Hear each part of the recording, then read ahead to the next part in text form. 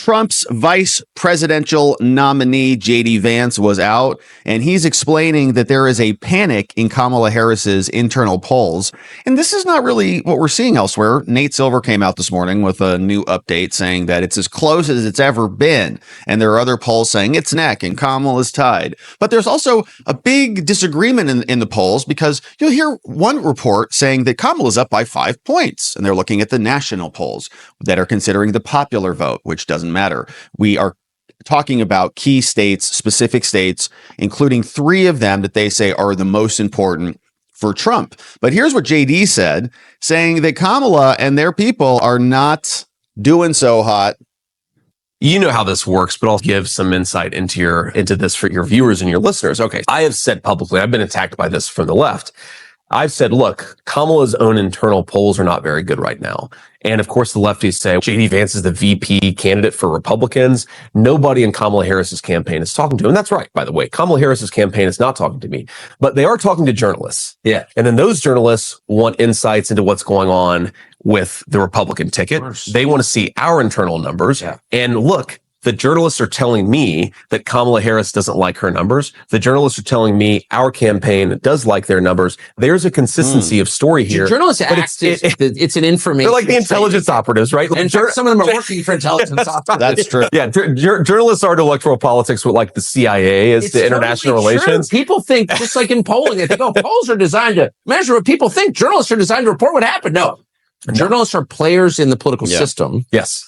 And they do not disclose that to their readers, and you see it up close. But it's interesting. They play the role of like covert diplomats between the Yes, campaigns. they do. Yeah. And I'll tell you, in 2016, what the journalists were telling you was Hillary Clinton's campaign is confident, but then some of them, like Bill Clinton, were very not confident. Yeah. And in 2020, they were saying nobody really knows what's going on. And in 2024, they're saying Kamala Harris is feeling a little bit rough about her chances. Yeah. The Trump people are feeling good about their chances.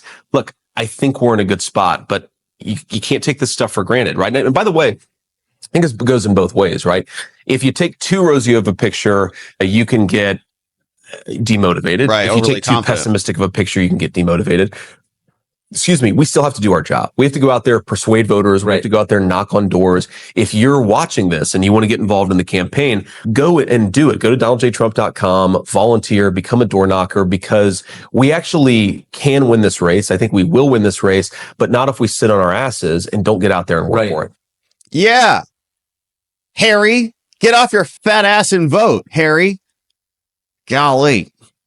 That's a Trump quote. But we've got questions about what is it going to take to win. This column came out from Jonathan Martin this morning saying that the actual electoral map, all right, all this gaming out the various states, it boils down to 3. It's Pennsylvania, North Carolina, and Georgia. If Trump wins those, he's going back to the White House.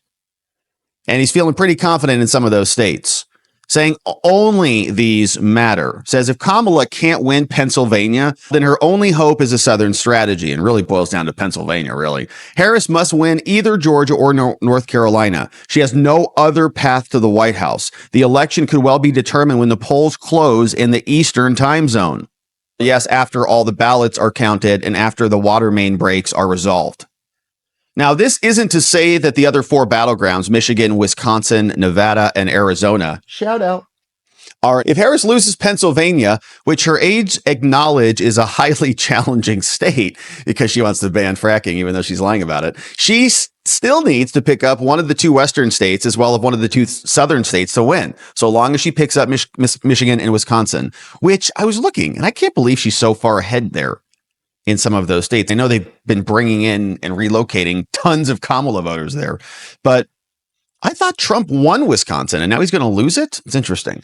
Yet none of the other 4 battlegrounds are relevant if Trump first blocks her in Pennsylvania. Let's go Pennsylvania, Georgia, and North Carolina. It's the most obvious route for the former president and a reminder of the advantage that the Electoral College can refer on a Republican. Should Trump defeat Harris in Pennsylvania, a state that Joe Biden spent much of his childhood. It's still only won by 80,000 votes. Her hopes then hinge on a pair of slightly right of center states the Democrats have once carried once each this century. North Carolina, that Obama won in 2008, and then Georgia, which Biden stole in 2024 with Fannie Willis and State Farm Arena having an explosion there late at night.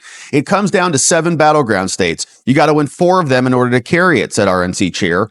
Except if you win Georgia, North Carolina, and Pennsylvania, that's going to do it. Trump's television advertising reflects his focus on the trio. He spent the most in Pennsylvania, not surprising given its pivotal nature in 6 media markets, and second most in Georgia. Last week, Trump dumped $17 million donos, that's a lot of super chats, into North Carolina, a state where he had not made extensive advertising buys for the rest of the campaign. Now, with big reservations coming in for North Carolina, for ad buys, I'd be surprised if there wasn't a big reservation coming in next from one of the Trump super PACs. He's trying to block off her southern route. So the Trump strategy is not lost on Harris. From inference, you can see where they're thinking their bread is buttered, said Quentin Fulks, Kamala's campaign manager. If Trump's best chance to wall off Harris from 270 is clear enough to both campaigns, it's also not lost on them that Kamala at least has more options than Biden did. Before ending his campaign in July, the president was almost certainly going to depend on Great Lakes only strategy, win Wisconsin, Michigan, and then Pennsylvania. Harris, though, might have insurance in the South. She may need it. Trump's polling, at least before last week's debate, has consistently had him leading Harris in Pennsylvania. Even when the modeling was tilted toward what one Republican called the campaign's worst case scenario, Trump's still looking good. Now, if Harris is able to make inroads in other areas with black men and moderate Republicans, then she'll do well. No accident that they spent a lot of time talking about the race at the last debate. And similarly, there's a reason why Liz Cheney is coming in on this. She may deliver some other votes. So interesting dynamic. So those 3 states, Georgia, North Carolina, Pennsylvania. One Tar Heel Democrat said, I like Kamala's momentum, but Trump's got the fundamentals, baby. That's what we like to see. And so you can see even Mark Halperin is talking about this. And we're seeing this dynamic yesterday when we saw the rank and file union members come out and endorse Trump through their votes. But even though the Teamsters didn't officially endorse anybody, we saw an interesting dynamic because they liked Biden over Trump when Biden was in the race, but now they like Trump over Kamala. So is that same trend, is that same pattern happening elsewhere around the fruited plain? Let's see what Mark says. But it's definitely a story out there. New Fox national poll. Let's take a look at that if we have it. Harris up 2. Again, margin of error, national poll. We all know this debate about whether if Harris is doing better than Biden 20 versus Trump. I'm sorry, she's doing better than Biden 24 versus Trump. She's doing worse than Biden 20 versus Trump in these national polls and state polls. And she's doing worse than Clinton 16 versus Trump. So the question is this good enough or not? Particularly in a national poll that shows her up to 50-48 is in the Fox poll. Is that good enough or not? That's a big debate.